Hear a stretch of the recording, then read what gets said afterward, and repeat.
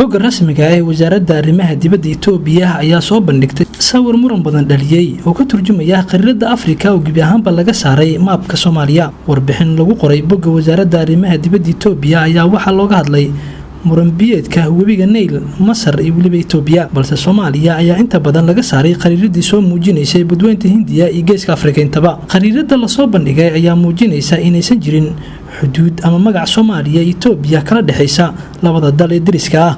dhanka kale markii aan kuga dhigo qariirada la soo bandhigay gebi ahaanba kuma jirto Soomaaliya magac iyo maab, taasoo u dhigaysa in Soomaaliya aysan ku jirin geeska Afrika gebi ahaanba ay ka tirtirtay Itoobiya. baraha bulshada gaar ahaan kuwa Soomaalida isticmaasha ayaa waxaa si weyn loogu hadalhayay arrintan.